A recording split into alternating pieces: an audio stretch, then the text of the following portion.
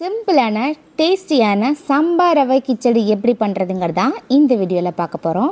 அதுக்கு தேவையான பொருட்கள் என்னென்னு பார்க்கலாம். கொஞ்சமாக கேரட்டு, பீன்ஸு, கொஞ்சம் உருளைக்கிழங்கு இது எல்லாமே பொடியை நறுக்கி எடுத்து வச்சுக்கோங்க.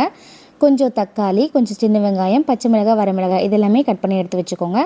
1 கப் அளவு சாம்பார் ரவை நான் எடுத்திருக்கேன். ஒரு பேனில் கொஞ்சமாக ஆயில் சேர்த்துக்கோங்க. ஒரு 2 டேபிள் ஸ்பூன் அளவு ஆயில் சேர்த்துட்டு ஆயில் நல்லா சூடானதுக்கப்புறம் கடுகு சேர்த்துக்கோங்க. கடுகு பொரிஞ்சதுக்கப்புறம் வரமிளகாய், பச்சை மிளகாய், அதுக்கப்புறம் நம்ம நறுக்கி வச்சுருக்க வெங்காயம் இதெல்லாமே சேர்த்துட்டு ஒரு நிமிஷம் நல்லா வதக்கிக்கலாம். வெங்காயம் வதங்கினதுக்கப்புறம் நம்ம கட் பண்ணி வச்சுருந்த வெஜிடபிள்ஸை கொஞ்சம் கொஞ்சமாக சேர்த்து ஆட் பண்ணி நல்லா வதக்கிக்கலாம். ஃபஸ்ட்டு கேரட்டு, அதுக்கப்புறம் பீன்ஸு, ஃபைனலாக உருளைக்கிழங்கு இதெல்லாமே சேர்த்துட்டு நல்லா வதக்கிக்கோங்க.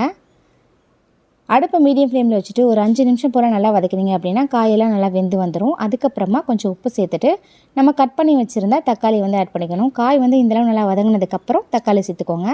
தக்காளி ஆட் பண்ணிவிட்டு இதை நல்லா வதக்கிக்கலாம். அடுப்பை மீடியம் ஃப்ளேமில் இன்னும் ஒரு 3 நிமிஷம் வச்சு வதக்குனீங்க அப்படின்னா சூப்பராகவே வதங்கி வந்துடும். நல்லா இந்தளவு வதங்கி வதங்கினதுக்கப்புறம் நம்ம எடுத்து வச்சுருந்த சாம்பார் ரவையை சேர்த்துட்டு அதையுமே நல்லா ஆயிலில் ஃப்ரை பண்ணிக்கணும், நல்லா வறுத்துக்கணும். இந்த மாதிரி ஆயிலே சேர்த்து சாம்பார் ரவையை வறுக்கும்போது நல்லா டேஸ்ட்டு கிடைக்கும். இப்போ நம்ம 1 கப் அளவு நான் சாம்பார் ரவை எடுத்திருந்தேன். அதுக்கு 2 கப் அளவு தண்ணி சேர்த்துட்டு 5 நிமிஷம் அடுப்பை மீடியம் ஃப்ளேம்லேயே வச்சு நல்லா கிளறி விட்டிங்க அப்படின்னா சூப்பராக சாம்பார் ரவை கிச்சடி ரெடியாகி வந்துருச்சு பாருங்கள்.